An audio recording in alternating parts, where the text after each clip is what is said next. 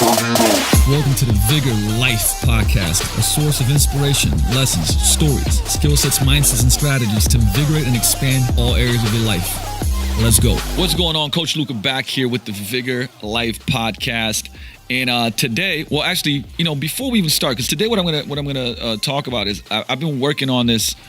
It's a blog post. It's a big blog post. It's going to also be an ebook. It's going to be a downloadable ebook. It's actually going to be free. You guys can check it out in the show notes. So by the time this comes out, it will be uploaded in the show notes. And many years ago, I wrote a blog that was on my website, and it was called I Got 99 Problems, But Getting My Shit Together Ain't One. And I just felt like that was a good title. Anyways, it was like these 99 kind of insights and lessons that I had and that I shared, and it just went viral and had hundreds, if not, over 1,000 shares online. So now it's probably, I'd say 3 years later, maybe 4 years later, and like I've actually been writing this out for a year. So I've got a lot of journals. I got a lot of places that I write my ideas, my notes, my insights. And so I wanted to put this together as just stuff like some of the best things, like life lessons. It's actually called 99 Lessons to a More Invigorated Life. And I just wanted to share it with the world like I did years ago. I mean, this one is more in depth. I think it's a lot better. But nonetheless, and today what I'm going to do is just share some of the more powerful lessons. And when I say some, I'm talking about like 10 to 15, because Gene was already questioning my capability to keep this short, even just for 10 lessons. And he may be right. But he may be wrong. So I'm going to share some of the most powerful ones. Before we go into that, I just wanted to bring up, hey, look, if you're a coach that has a fitness business or a gym owner, honestly, if you have at least 30 to 40 clients or more, I'm opening up some more spaces in my fitness business mentorship program. I get hit up a lot about this. Like I said, I do because of one, many of the things that I'm doing, but like I try to keep things, I would say, more intimate and smaller so I can really help the people that join my mentorship program and help them build their business. So essentially, I'm helping you build a predictable and sustainable business that you absolutely love, make it more profitable, build a career in business, and also, do something that like very, I would say, is missing in industry, which is things like exit strategies, right? How do you build a predictable, sustainable business and are able to not exit because you want to, but prepare for it for if anything happens in life? We're talking everything from sales to marketing to systems to deliverability, fulfillment, right? Like how you deliver your product and service to make it extraordinary, how you differentiate yourself, because like I said, more so than ever, the marketplace is crazy. And also, how do you leverage the things that you're already doing well to build out on different platforms? So that is depending on where you are in the process of your growth in business. That is something that I help you do and grow. Once again, it's for people to have at least 30 to 40 clients or more. Feel free to reach out. You already know where to find me. And with that said, we're going to roll into what I get really excited about. Man, the thing is, I tend to, I said let's keep it to not a crazy number, obviously, because I certainly want you to read this and it's powerful. But I'm going to start a couple powerful ones, and some of them honestly are sentences.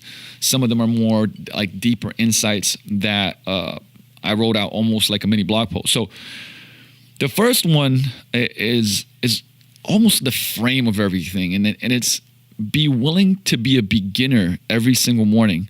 And that's a quote by Meister Eckhart. And, that philosophy, that perspective on life to be a beginner. I even say, like, be an amateur. I said this one time to a group of friends, and they're like, what are you talking about, man? Like, you talked about turning pro like Steven Pressfield. And I'm like, nah, I get it. But like, being a beginner is very similar to being an amateur, right? Like, an amateur, first of all, is very passionate about it, very purposeful about stuff, and they put like their best in and their gusto, and they're a constant learner, right? Now I know for me too, like sometimes when I turned pro, like it lost. Basketball was that way, right? Like turning pro lost a little bit of everything became so. There's a lot of bureaucracy. There's a lot of politics. There was a lot of, sometimes you were playing with people that Didn't care for as much for the team, and it was more about just the professional side and the money and the coach, right? Like, but man, then I would go play street ball, and I love it, right? Like, I'd be like, because I was passionate, purposeful. I was an amateur essentially, right? So that whole philosophy of being willing to be a beginner every single morning is critical at any point in time. And what you learn is the people that are the best in the world at what they do, they're always kind of waking up going like, man, like how, curious about how to get better at their craft, curious about other people that are doing things that they can learn from, right? And you can learn from everybody. So remember, be willing to be a beginner every single morning, right? And next invigorated lesson here is, if you really want to be the best version of yourself, always take 100% responsibility for anything that happens to you, right? When you take responsibility, you step into your power as you acknowledge that you can change your reality. Yeah, will shit happen that's out of your control? Absolutely will happen. Like, that's life, right? But when you take responsibility, you also determine that you can respond however you choose, and not have the attitude of like, oh, this was the hand that I was dealt. And sometimes, you know what? You do get dealt a bad hand. Fuck it. I mean, like, that can be from the place that you're born. I mean, think about, somebody being born in the slums of India. I mean, do they have a worse hand than if you're born, in America in a cul-de-sac, right? Like in a, burb neighborhood, obviously, right? The question becomes what you do with it. Now, obviously, we could delve deeper here, but my whole premise of everything is that if you are pointing fingers, right? If you're pointing fingers around, if you own a business, if you're employed, if you're anything else like that, it doesn't matter, right? And I can tell real quick when I'm around people, does the conversation turn into, well, yeah, man, but like, this guy didn't do this and this dude didn't do that. And like, my mom did this and my dad did that. And, my friends are doing X, Y, Z. Like, it's always remember, you point the finger, you give the power to somebody else, right? I want you to think of that. Like, you just gave your power away.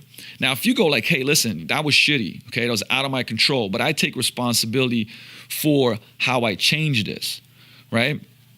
Will Smith says something really powerful. Hey, it's not your fault, but it is your responsibility. Even stuff like, man, you get hit by a car, by a drunk driver, brace your leg, does, injures you. Now that's a shitty situation. Like that was not your fault. It was not in your control. But if you wait there and go like, man, that person should suffer, or like, I should not be injured, I should not be in this position. Right now, you're just giving power away to somebody else, rather than going like, man, I'm gonna come back stronger. I'm gonna recover. This is gonna be an incredible comeback story. Right now, you're taking responsibility back, regardless of the hand that you were dealt, the cards that you were dealt, right? I mean, sometimes, hey, listen, you get a shitty set of cards. How are you going to play the game, right? How are you going to play the game? I'm going to take a little pauses in between these lessons because I feel like there needs to be some wisdom dealt.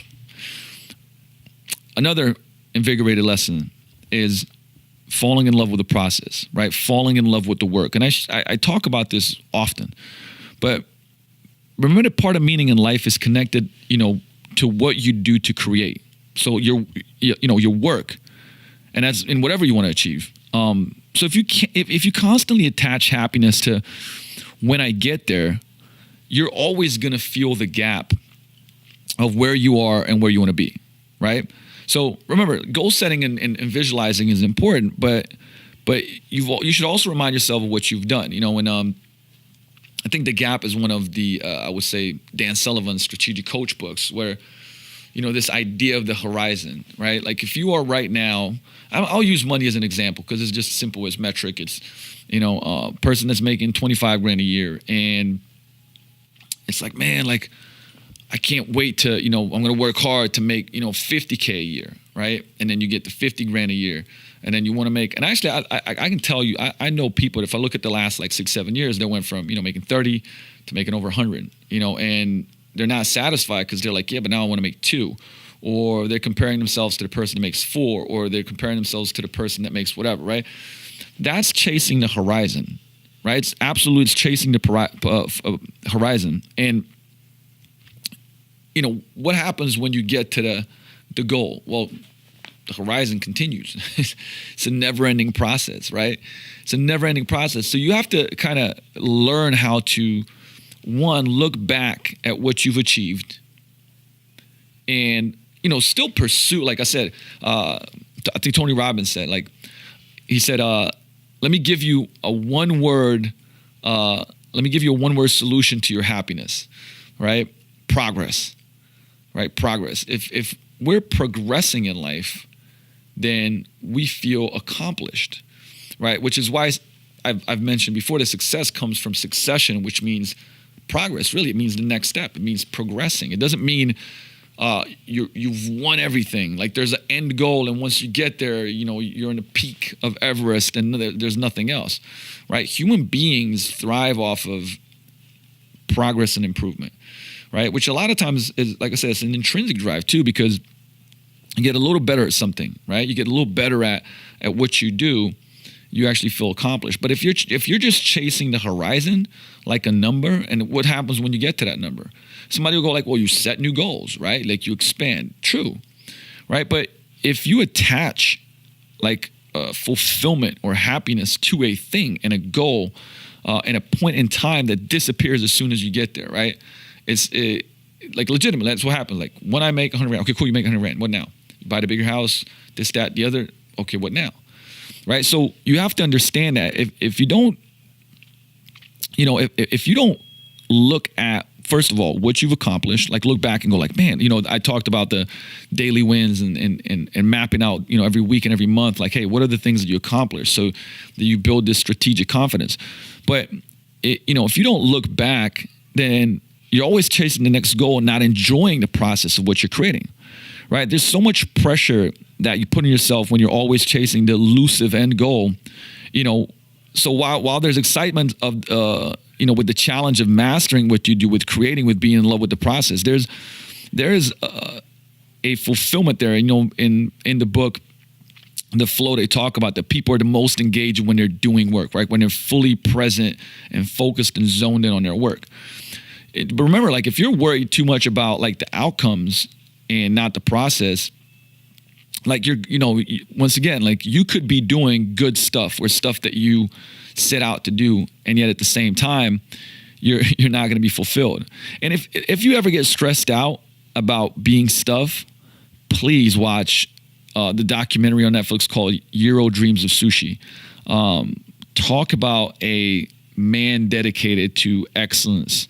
Like I said, only 3-star Michelin sushi chef in the world. He has a little spot in Tokyo. I mean, just when you watch that, like honestly, man, like sometimes I'll just get like butterflies and tingles through my body because of how committed this man is to improving and not really caring about the outcome as much. And I watch it once a year at least. I watch it at least once a year because it kind of reignites, you know, not that I necessarily need that, but it certainly reignites my drive to continue to be a master of my craft. So to go to the next step, because and the next lesson, and is not confusing activity with achievement and progress. Right? We just talked about progress and how like you know, human beings are happy when they're progressing. But not confusing activity with that, right? Being busy doesn't really mean making progress. Matter of fact, I realize time and effort don't even equal results. Now, let me make a point, okay? If you give your greatest effort in everything that you do, the likelihood of you succeeding and growing is very, very, very high. But of course, what matters too is that you're doing it in the right things.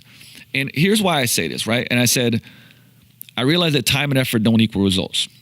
Here's why, okay? And I'll give you an example of the gym. I'll give you an example of the gym.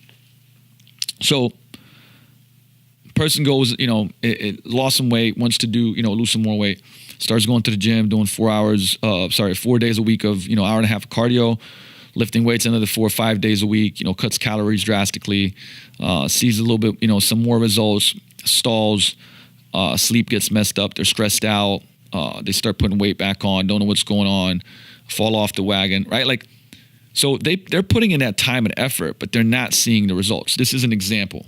And we're not going to dig into why I actually got a whole seminar that I put on about the Fat Loss Forever, about the science of, weight regain and things like that. And that'll be posted on YouTube. But the kicker is that, like, that person's not doing the right things, right, for what they want to achieve. And so remember that only results equal results. Now, it sounds kind of like, okay, Luka. But what I'm saying is, like, if you put in a lot of effort and time into something, it doesn't mean that it's going to work, right? It doesn't mean that you'll get results. And so this is one of the, I would say, reasons why I study so much, why, why you hire coaches, right? They've been there, done that, or doing that. Have been doing it for a long time, but are still doing it. And, because once again, like, they guide, support, and coach you to be doing the right things. So when you do put maximal effort into the right things, you're going to succeed, right? So just look at, and here's the kicker, right? Look at the reality of your life, and it will tell you whether you need to change something, period. Results don't lie. So, for instance, somebody goes like, well, nah, man, I'm putting an effort and I'm being active and doing work and I'm busy. My question is like, hey, how's that working for you? Or how's that working for you? Is it working the way you want it to? Are you progressing are you progressing? And if you're progressing, are you progressing the way that you'd like to? And if not, like, change something, right? Change something. This next lesson is a powerful lesson. Now, if it's one of the C's that makes up intrinsic motivation. So if you've read the book Tribes by Sebastian Junger, which is a phenomenal book, and has an incredible story about the siege of Sarajevo, which was, through the Balkan War, where I'm from. I mean, this was specifically, obviously, Bosnia, but it's a profound story. But, in that book, one of the things that he shares is that humans really have, like, there's 3 things that drive, that every human needs. It's an intrinsic part of our motivation. Even though on a surface level, most people won't tell you that. Like, if I say, hey, like, what intrinsically drives you? They're not going to tell you this, right? But we are moved by this. And it's 3 things, 3 C's.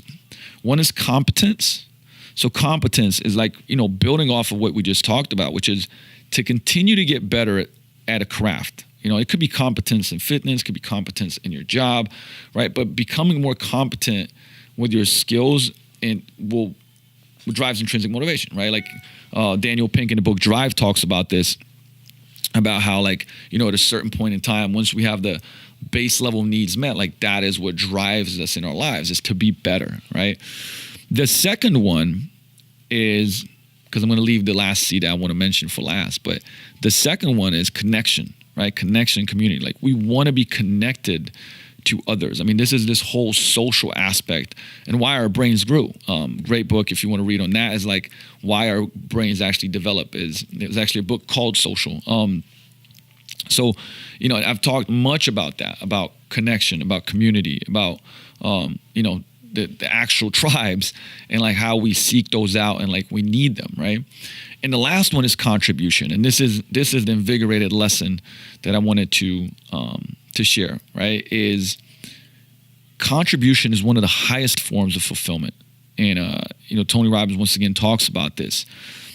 And literally it makes, one, it's selfish in a way. It's like when you give, you feel better about it. I mean, and I could go over studies, over and over and over again, but like just a study about like monkeys when they had food, when they shared the food, so they ate some of the food and they shared it with another monkey, they were much more, like, they were happier. And because there was a reward of contribution, they actually like patterned it, right? They felt good about it. So next time they wanted to share again. So gives you an example like that you are, if I'm obviously eating something and somebody else is there and they're hungry, they enjoy whatever I'm eating, and I share it with them, right? Now they're like, oh, thank you so much. I just contribute. It's like this small thing, but they're going to be happier, but you are going to be happier because you did that too. So contribution is one of the highest forms of fulfillment. So give every day and create, and then give some more. And then give some more, and then give some more. And when you're down, when you're hurt, when you feel like there's no way out, create and give, and it will help you heal. And I say this from experience. And like, I wrote this note actually, going through some of the darkest times in my life. And I can certainly say that, it's been one of the things that's helped me come out from the darkest places, where, instead of, like I said, getting out of my mind, and getting into my heart, right? And like thinking, I would say doing for others, legitimately helped me go through those really, really challenging times. Because it kind of fed my, it sound like maybe corny or whatnot, but like, hey, it fed my heart and it fed my soul, and made me feel better. Number 7, this is, we talk so much about behavior. I don't know if this is the 7th one. Maybe it's the 7th one of the Invigorated lessons. But what stands between you and your goals and desires in life is behavior, right? And I'll get a little geeky with this. If you want a formula, you want a formula to make shit happen. Here it is. You, right, equals, or should I say, who you become. Let's call it that. Who you become is choice, which means your decisions, plus your behavior, which is your action, plus your habit, which is repeated action, plus the compound effect of those. And that's going to equal a goal. Now that goal might not be the goal you want, right? And that's how you got to look at your life through that formula. So meaning your choice, your decisions, plus your behavior, your actions, plus the habits that you have, your repeated actions, plus compound that over a period of time. I don't know, let's just look at a year. You're going to achieve something. So, whether that's your fitness, whether it's the relationships in your family, whether it's your business, whether it's your connection, your spirituality, whatever it may be, like all those basically plugged into that formula are going to determine where you're going, right? It's that simple. And it's also that hard. So, something I recommend is to take on less and do it consistently before taking on more. And those last two parts of the equation are, like I said, they're half of it, right? Habit, repeated action, plus compound. So if you can't repeat it and you can't do it over time, then guess what? No bueno. It doesn't matter. It doesn't matter if you can do it for, 4 weeks, 6 weeks, 7 weeks. Can you do it forever? Right? Can that become a part of who you become? That's why at the beginning it says, hey, you, right? Who you become. This is going to take a little bit of a turn. And though I have talked about this a little bit, the next lesson is live below your means. Avoid all debt. Now, I'll come back to this one. Avoid all debt. Most things, if you can't pay in full, don't buy it. Now, there's exceptions of investments and business ventures you believe in and are willing to hustle your balls off to make them happen. The first time I took any type of significant loan was to buy the Vigor Life building, which the gym isn't now. But let's just say that, this is one of the things that currently is certainly, if you look at an average, is an issue, right? Because it's so easy to get credit. It's so easy to just, put stuff on cards. But like realizing, like, do I even have that money? Now, sometimes when it's an investment, especially in yourself, like that's the one that I'm like, if you're investing in yourself, that pays the highest return on investment, period. Okay. That might be an exception. Or when you look at things like good debt, bad debt, right? For instance, this building is good debt because it generates income. Versus bad debt, you might just be living in it and it doesn't generate income. Some people may argue with that. That's perfectly fine. But if you do the research, you'll see that I'm right. So let your thrill be in accomplishments and not in the toys that you can suddenly afford on credit. Repeat that. Let your thrills be in accomplishments and not the toys that you can suddenly afford on credit. Right? So that's very, very important. Right? Very important. Next one. Another money one that I've learned through many years, and I would say definitely messing stuff up. Like, I looked at, like, I messed up a lot of shit when I was young, right? I had these like phases in life where it was just like, I'm glad I made it out alive. Let's just put it that way. And I now when I mentor, I would say younger kids, I'm like, hey, man, don't make the mistakes I made. Like, I'm lucky that I made it out alive. But this is a powerful one. And, maybe you won't be fully in agreement with it. That's cool. Right. But put aside a healthy pile of fuck you money. Yeah. Like, I just like to call it that. Right. So you can walk away from any situation that you don't like and know that you'll survive. And, look, this is kind of my, if you can do this, and maybe it's not 12 months, but you know what, maybe it's 6 months, but my idea of that is like put away a year's worth of cash in a safety deposit box. Don't invest it. Cash, 20s and 100s. Sit with that for a second. Okay?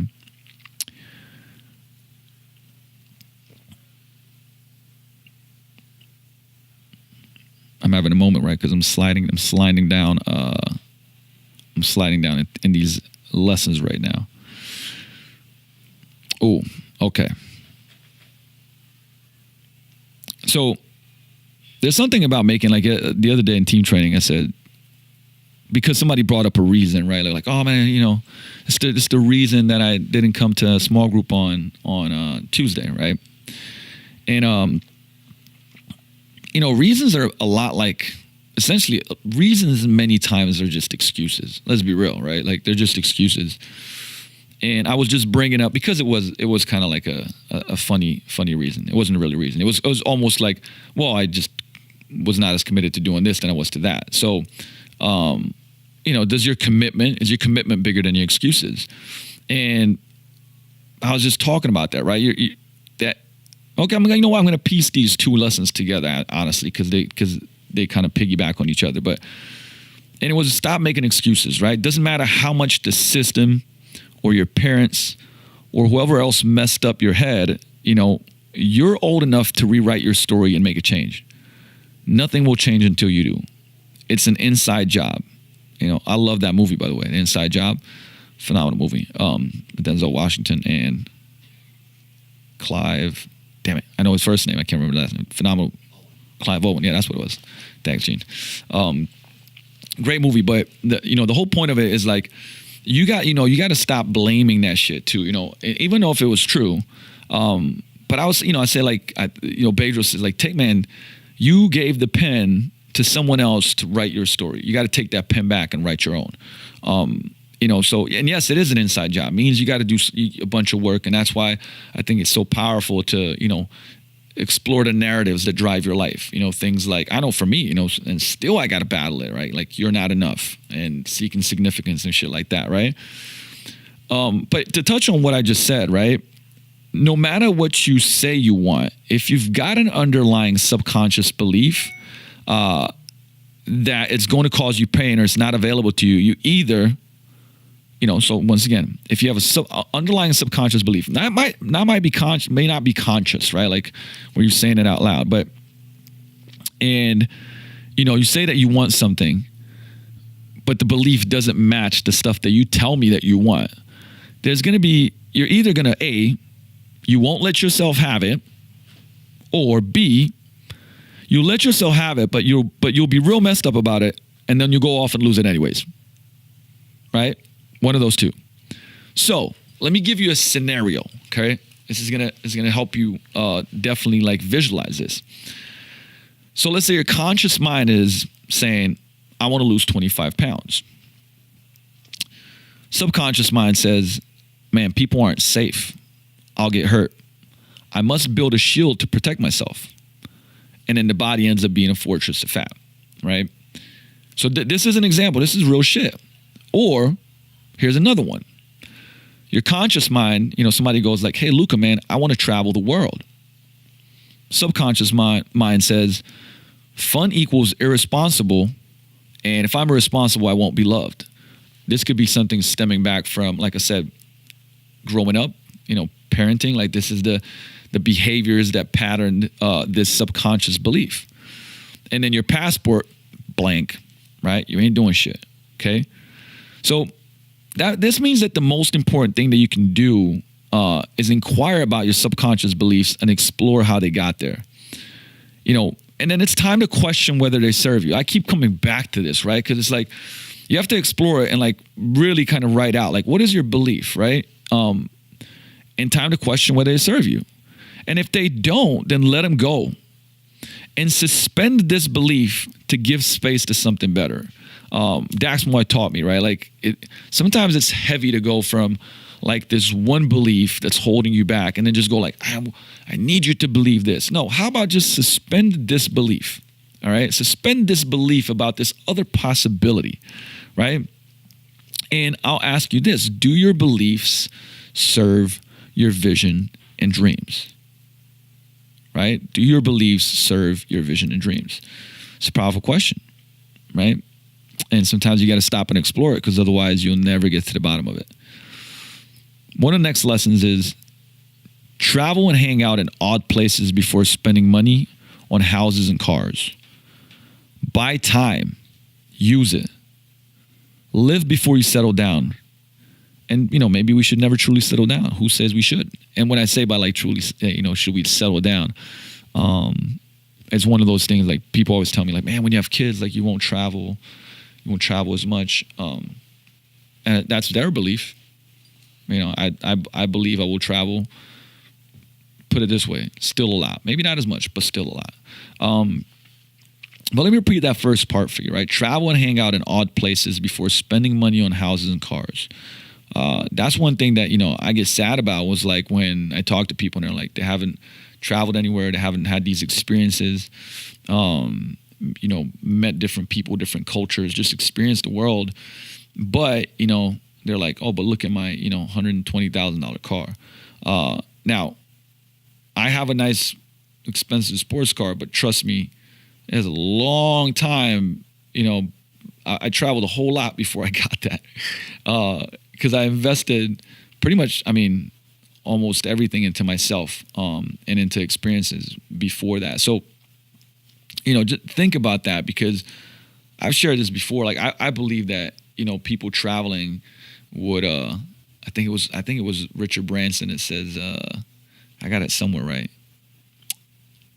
I will find the quote, but pretty much it's like, if you travel, it will kind of eradicate your beliefs around, how different we are in things like hatred and racism and things of that nature, right? And it certainly helped me and changed me, right? Certainly changed me. All right, let's go to this. This is a great one, a great lesson that's, once again, piggybacking on this whole belief system, because I just think it's so important. Like, actually, when I share these lessons, there's recurring themes, which is fine, because, man, like, you might have to hear it in one way or a different way. And that's how it was for me, right? Like, how come these are, a lot of these notes are from my journals. They're from books I read, seminars I went to, mentors I spoke to, insights I've had, and I wrote them down, and then I kind of am curating them into this ebook. And, just because I heard something one time and I was like, man, it's profound, I didn't do anything about it, and then I'd hear it again, and it was almost like the universe reminding me, like, yo, check yourself. This is something you got to address. I hope it does the same for you. So, challenge your belief systems, right? And here's what I realized is that it's better to realize that you've been wrong all along than to be stubborn and hold on to a story that's holding you back, like from becoming who you want to become, from becoming your best, right? I think we're so afraid to be wrong, right? That it's like, but it's better to realize that you've been wrong all along than to be stubborn and hold on to white knuckle into these beliefs that just aren't helping you out. So here's a 5-step process that will help you out, okay? Number 1, become aware of what stories you're telling yourself. Right? Remember, you're the author of your life, not your parents, not society, not your significant other and partner, not your friends, and not the bullies or, that called you worthless in high school, or anybody else for that matter. And the sooner that you decide to write yourself a better script, the sooner you get to live a more awesome life, period. But first, you got to let go of the stories that are holding you back, right? Most of the time, we're so used to them, we don't even know they exist, and we'll just fight to hold on to them to the death. You know what I mean? Like, I always tell, like, somebody starts giving me all these limitations. I'm like, man, if you keep fighting for your limitations, you can keep them. You can keep them, right? And like, well, I don't want to. Okay, then stop fighting for them, right? So listen to the sentences that begin with things like, I always, ... you know, I never, ... I can't, I should, I suck at, ... you know, one day, I'm trying to, ... right? Start paying attention, because what are your favorite, you gotta find out what are your favorite self-sabotaging stories. Like, what do you hear yourself say and think over and over and over that becomes who you are, or rather who you think you are, right? But, you know, bust yourself in your own tired, broken records right now so you can set about rewriting your stories. So that's step one, right? And number two, become aware of what you're gaining from your stories, right? So we pretty much don't ever do anything that we don't benefit from in some way, be it in a healthy way or an unhealthy way. So if you're creating something shitty in your life because, you know, of a dopey, doopy story, there's definitely something about it that you're getting from it, okay? Remember that. You are getting something from it, okay? So let's say your story is that you just, you know, you can't make money. By staying broke, you get to be right. You get to be the victim, which now makes you depend on other people and gets you attention, right? This is, man, I've actually dealt with some of these things with my own close family, and it's challenging, right? It's challenging to see. So other people will offer to pay, and you don't have to take responsibility. You get to give up before you start, and you avoid possible failure. You get that, right? If things in life fall far below the mediocre scale, you get to blame other people and circumstance instead of taking risks to change it because you can't afford to take risks, right? So this is one example, but it could be about how you just, you know, you're sucky at relationships. You just stink at relationships, right? Which gets you your freedom. Right, which gets you your freedom, or, you know, how you have sucky genetics and you just can't lose the weight, which gives you permission to eat whatever and annihilate Netflix, or whatever else the story is, right? But remember, notice how those stories gave you something, okay? So we don't realize it, but we're making the perks we get from perpetuating our stories more important than getting the things we really want, because it's familiar territory, right? So it's what we're comfortable with, and we're scared to let it go. Even though it might suck, you know, in the grand scheme of things, we're comfortable with it, and we're uncomfortable letting it go because we don't know what lies out there if we make that change, right? And, you know, stuff like it, if we've been victimized since childhood, you know, we trick ourselves to believe it's who we really are as adults in order to continue reaping the rewards. It's how we've survived as kids, but it doesn't serve us anymore. So we need to get rid of it, or we'll just keep creating more of it. Right? That's a powerful realization. So once you identify the false benefits, right? You got to do that. You got to identify the false benefits you're reaping from holding on to these stories. You can start the process of letting them go, and then replace them with the empowered ones that serve you as an adult or as an older, you know, whoever is listening to this, whatever age that you are. So step number 3 is getting rid of your stories, right? Once you know what the beast looks like. I always said, you know, like, hey, fear is such an interesting concept, right? Because when you shine a light on your fears, there's one of two things that happen, right? Either you realize that the fear isn't even that scary and it disappears, it dissipates. Or maybe, you know what? Maybe it is scary and maybe it is challenging, but at least now you're like, you can deal with it and go like, okay, what am I going to do, right? So shining a light on a fear is important. So once you know what the beast looks like, you can slay it, right? Take your list of can'ts and shoulds and nevers and et cetera, right? And write it all in a journal and really feel what you're getting from these old limiting beliefs. For example, I feel special, safe, and cared for. I get to live with my parents and never get a job. Make a list of these false rewards and really push yourself to get them all onto the page, right? This is important because this is the shit that, like, you got to pull this stuff out of you. It's not, you know, writing this stuff out is not necessarily like an easy thing to do, right? But now I want you to look at your list of false rewards for what they really are, right? They're scared little parts of yourself acting out. Now, here's what's important. Thank them for trying to protect you and for keeping you company, but tell them it's time for a long run now, and to fuck off.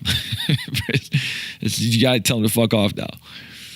So, and then you got to replace the feelings you got from these false rewards with the feelings of joy and power and excitement and stepping into who true you really are and who you're going to become, right? And bring that. So keep envisioning, or even better, writing down what it looks and feels like to have the real, the powerful adult you replace of, your childhood story or wherever in line that story came up, right? Feel it, get excited by it, and then make a decision that you're ready to change and take that positive action in the direction that you want to go, right? It's very important, right? You got to take action once you made that decision. Number 4 is making a shift, right? Once you've gotten clear on your story and done the work above, take action. I was going to say take massive action, which, sometimes it's like when you come to the realization of what your life is like and you really don't, you actually truly see it and it's painful. I've made some massive shifts in my life, going to make the decision to go to college in the US and, get away from some of the shit that I was doing that was certainly not helping me out, and it's definitely not who I wanted to be. That was a massive shift. I mean, I literally pulled the trigger within like days of coming back. I'm like, all right, I'm going to go to college. I'm going to go to upstate New York, to Binghamton JUCO. Like, let's go. Just uprooted my life and bam, right? But regardless, it can be small action, just something that moves you forward, that gives you strategic confidence. So if you're once depressed but have decided to let it go, then stop listening to like melancholy music. Like, stop talking about how crappy you feel. Stop pretending like putting on your bathrobe counts as getting dressed, right? Instead, focus on all the good and all the things that you love to do, right? Make an effort of, instead of collapsing into the familiar feeling of being depressed, right? The actions are going to take you like move, right? Like go Eminem. Y'all gotta move. Y'all gotta move. Give me some room. You know what I mean? Become aware that you've got into the habits and you must switch them around. Like, behave the way a person who isn't depressed behaves. Dress how they would dress. Hang out with the people they'd hang out with. Do the things that they would do. Or do whatever that, the changes that you want to make. But remember, going out into the world and trying, but yet deep down still believing that you're ruled by your past circumstances is like forgiving someone but still hoping they trip and bust their ass and hurt themselves. That's the equivalent. I'm going to repeat that, okay? Going out into the world and trying, but yet deep down still believing that you're ruled by your past circumstances is like forgiving someone but still hoping that they trip and bust their ass and hurt themselves. And then number 5, the last part of this 5-step process is get out of your own routine. So depending on what it was, like, I don't know if it is depression, like, talk to strangers, wear something different, go to a new lunch spot than usual, make dinner for someone you want to connect with and get to know better, or a group of people. Go to a movie on a Tuesday at 3 p.m. Walk taller. Notice 5 amazing things you've never noticed about the in place you live in, your belief, your mom, your pops. Do things that pull you out of your routine, and you'll be amazed by the new realities that were there all along that suddenly present themselves just because you shift your focus. Okay? Now, I know that was a little bit of a longer lesson here, but let's be real. Okay? If you don't change your beliefs and stories, no amount of information will help you. Right? You got to change the narrative. So if you listen to this and you think it's foo-foo, and I used to think that shit too, because I was grasping on to like these limiting beliefs, then you may consider that as something you must do. Like, you must do it. Okay. All right. I got a couple more lessons here. This one is this next one's very short, but it's powerful, right? Man, say I love you more often and without self-consciousness. You notice I say, some people may say I overdo it, but I really mean it. And every time I say it, I feel better, right? Say I love you more often and see how that affects people, right? That you truly love. I'm going to finish this one. This is, I think this is from a book called The Naked Presenter. Read this a long time ago. Very powerful book. But this analogy, so one of my tattoos, I have sleeve tattoo that I'm finishing on my right arm by my guy, D1 and only Lil B, which I'm going to have to fly to Japan to finish it off. So I'm going to go to Japan end of March.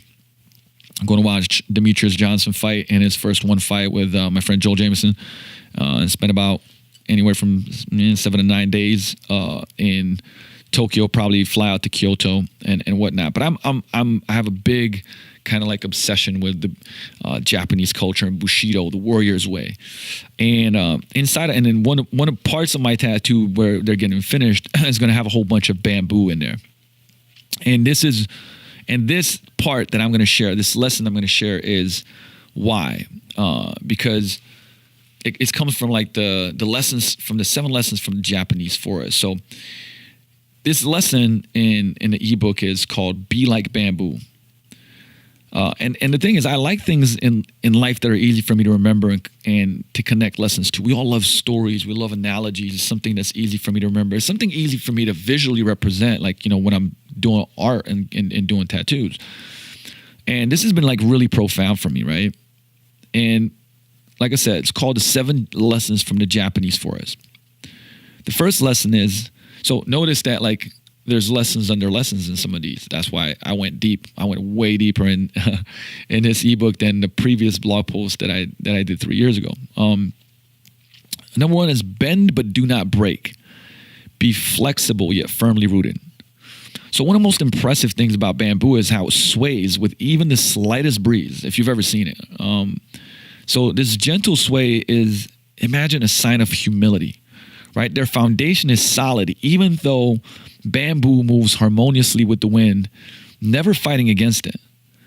Like even in the strongest winds, like the wind will tire out, but the bamboo stays standing, right? This is one of the secrets to success, whether we're looking at business, training, or any other aspect of life, is to be flexible and be able to course correct and adapt, but yet be firmly rooted. That was so powerful to me. Number 2 is remember, what looks weak is strong. Bamboo is not large by any means compared to other much larger trees in the forest. It may not be impressive at all, especially by first sight, but endures cold winters and extremely hot summers, and is sometimes the only one left after a typhoon. Right? So we must be careful to not underestimate others or ourselves based on notions of what is weak and what is strong. You may not be from the biggest company or have graduated from the best school, or you may be from a small country like Slovenia with less than 2 million population, like Slovenia. But like bamboo, you can stand tall, believe in your strengths, and know you're as strong as you need to be. Number 3 lesson from the Japanese forest is be always ready. Unlike other types of wood, which take a good deal of processing and finishing, bamboo needs little of that. As the great Aikido master Kensho Furue, you should study that guy. I've studied a lot of that. The warrior, like bamboo, is ever ready for action. So in whatever professional activity, through training and practice, you can develop in a way a state of being ever ready. I think it was Jesse Elder that said, hey, there's trained and there's only trained and untrained. There's nothing else, right? So the more that you practice to be ever ready, the more ever ready you are, and the practicing in tough conditions. Number 4 is unleash your power to spring back. So there's a if you watch if you've seen like the paintings, Japanese paintings, there's a lot of like these visuals actually. The important image of a snow-covered bamboo represents the ability to spring back after having adversity. So in the winter, the heavy snow bends the bamboo and, back and back and back. I mean, literally completely bends it until one day the snow just becomes too heavy and begins to fall off. But the bamboo snaps back up and tall again, brushing aside the snow. The bamboo in the end has the power to spring back and say, I will not be defeated.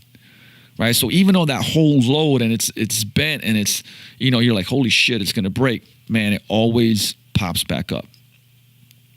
Be like bamboo. Number 5, find wisdom in emptiness. In order to learn, it's said that the first step is to empty ourselves of preconceived notions. I started this podcast with that, right? Always be a beginner. And one cannot fill a cup that is already full. So think of the hollow inside of bamboo stems reminds us that we're often the full of our own conclusions on ourselves. We have no space for anything else. To receive knowledge from nature and people, we have to be open to that which is new and different. So when you empty your mind of your prejudices, pride, and fear, you become open to new possibilities. So the emptiness of bamboo represents to be empty so that you can take and be open to things and not be so full that you're just not learning. Number 6 is commit to continuous growth. Bamboo plants are amongst the fastest growing in the world. It doesn't matter who you are or where you are today, you have amazing potential for growth. Right? I've spoken of Kaizen before, right? Continuous, never-ending improvement. But it's more like Kaizen, it's more steady and incremental. Invigorate, we have like this core value of get 1% better every day. Where big leaps and bounds are just not necessary, right? So even with a commitment to continuous learning and improvement, our growth, just like the growth of bamboo, can be quite remarkable when we look back and look at what and where we used to be. So even though bamboo grows rapidly, if you watch it day to day, you won't notice its growth. This is very important, right? On a day-to-day basis, you're not going to notice its growth. So when you look at stuff from day to day, you may not notice that, right? But how fast or slow is not always the concern, only that we're moving forward. So you may have seasons where growth accelerates and some that are slower, just like bamboo. Grows faster in rainy season and slower when it's not rainy season. Yet with the sustained effort, you're always growing, right? Don't be discouraged by your perception of lack of growth. If you're not giving up, you're growing. Another lesson. And the last of these lessons is express usefulness through simplicity. I just talked about that with one of the last podcasts with Paul Moore about the simplicity in life and simplicity in business. Once again, we come back to the Aikido master, Kensho Furue, who has, look him up. Like, there's so many incredible life lessons from him. The bamboo in its simplicity expresses usefulness. Man should do the same. Indeed, we spend a lot of time trying to show, everybody how smart we are, perhaps to convince others and ourselves that we're worthy of their attention and praise. Like, that's been a lot of my life, and realizing that was what started helping me change. But we complicate the simple to impress, and then we fail to simplify the complex out of the fear that others may already know what we know, right? So life and work are complicated enough without us trying to sound smart and to make things more complicated. They really are. And as I'm saying this, I'm sure you would kind of agree with this, right? And with that said, like, find the simple and then do the simple. Apply the simple. So I keep coming back to these 7 lessons to remind me. I have bamboo all over my apartment. There's in a gym office too. And when you see bamboo, I hope it reminds you of these 7 lessons of the Japanese forest, because like these are very, I would say, very, very entrenched in our lives. And I'll finish with the last lesson, even though I know this was the last one, but this one is a shorter one. It's a lesson about hoping, okay? It sounds like hope is important, right? But hope is a terrible strategy. Right? It's a terrible strategy for body, life, business, or whatever else plan you have, right? Well, I hope it get better. Okay, cool. What's your path? What's your plan? I'm just hoping it works out, right? You hope you get lean and strong and healthy. You hope your relationships will get better. You hope you turn your life around. You hope to spend more time with your kids. You hope clients will buy. You hope the business grows. You hope the marketing works. You hope people find out about you.